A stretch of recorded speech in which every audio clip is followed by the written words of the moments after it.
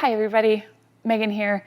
The other night I went for a walk in my neighborhood. I do this frequently and regularly, and I just needed a few more steps in before the day closed. And it wasn't quite dark yet. It was in that dusky time of day, but I went for a walk in my neighborhood. I know my neighborhood. I was walking around and I turned this one corner, and coming at me are who I assume to be a father-daughter team, and they're walking pretty briskly as I'm walking towards them, and then they kind of start jogging a little bit, and I just thought, well, maybe they're trying to get in shape together or something. I don't know. So I've got my headphones in and I'm listening to my podcast, just doing my little walk. And it wasn't just a minute later when the dad is trying to wave at me and get my attention. So I take my earphones out and he's out of breath and he's saying, "Bear, bear, there's a bear right up there. There's a bear."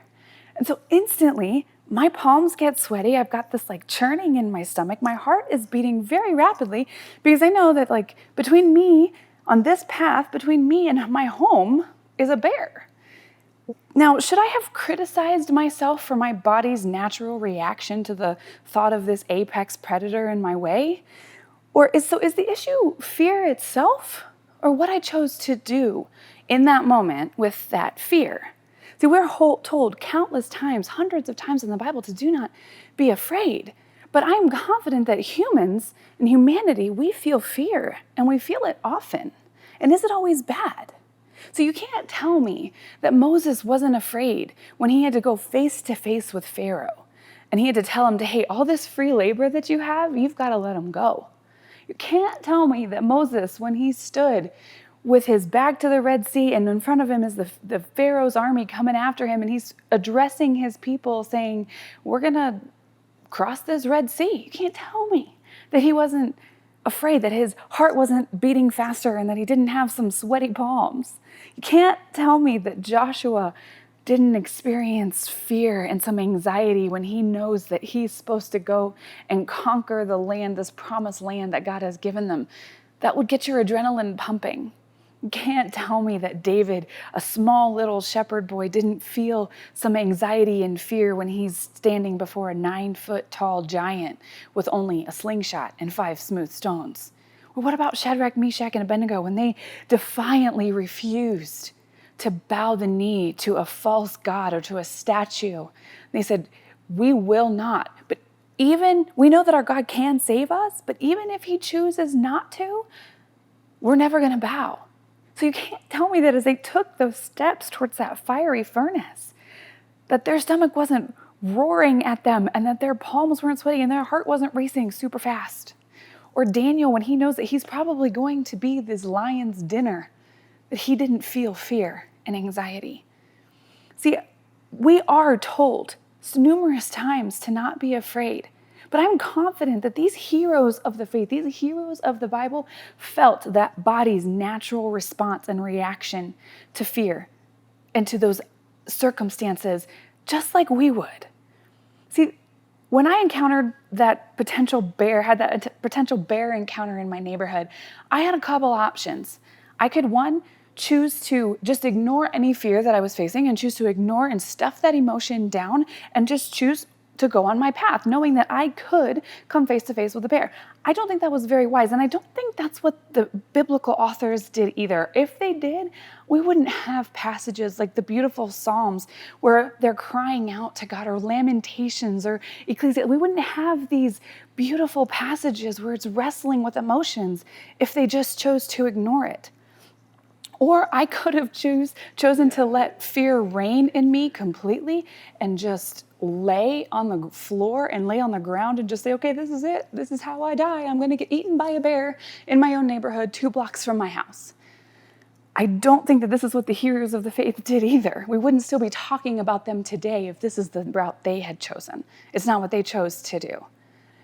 They chose to, I think, to step out from that fear into the life of faith. And that's what we are called to do, more than criticisms or other commands to not be afraid. I believe these verses that we come across so many times in the Bible are encouragement and reasons. They offer us reasons why we don't have to choose fear. These hundreds of passages offer a solution to the fear. It's Exodus 14 verses 13 and 14, when Moses has the Red Sea at one side and the Egyptian army on the other, he says this, and Moses said to the people, "Fear not, stand firm and see the salvation of the Lord, which he will work for you today. For the Egyptians whom you see today, you shall never see again. The Lord will fight for you. You only need to be silent." This is why we don't need to be afraid, because the Lord is going to go before us. He is our strength, and he is going to fight these battles for us. Joshua 1:9 says, "Have I not commanded you?" God is saying, I have commanded you to do this. You're going to go conquer this land. This is what I have told you to do, so you can be strong and be courageous. Do not be frightened and do not be dismayed, for the Lord your God is with you wherever you go. You don't need to be afraid because I'm with you wherever you go. We're told not to fear because he's going to fight for us. He is with us. David talks about him being our shield, our rock, and our fortress in those times. We have a right standing with him. We don't have to fear because of what Jesus did on the cross, that sacrifice once for all, that we have this right standing with him. So we don't have to fear him or what is next or fear the unknown. These are encouragements for us to not fear. So the shame isn't in the fear. Our choice is in what are we going to do about it? What choices are we going to make in this fear that we are experiencing? I think there are 3 things that we need to do. We need to uncover the source of our fear, acknowledge it. Okay, I'm feeling some fear. What am I afraid of? And dig deep and figure out what that fear is. And then 2, we need to present that to God. We need to say, okay, here is my fear. I realize that I'm not trusting you with XYZ, whatever it may be. This is what I'm not trusting you with. We need to confess that with him. And then we need to remember the promises and the reasons that we have to not be afraid. He's going to fight for us. He's always with us. He's never going to leave us. He that is in us is greater than he that is in the world. He is our shield. He is our rock. He is our fortress. He's our safe place to go. And we have this right standing with him. Those are the reasons that we don't have to be afraid. So find a verse that addresses that specific reason that you're afraid. A simple Google search will help you find these verses. They're there, I promise. There's a verse there that will address your specific fear and that will provide the reason why you don't have to be afraid. And then thirdly, it comes down to our choice. Are we going to choose to trust him? We're going to choose to take that step out in faith and away from our fear.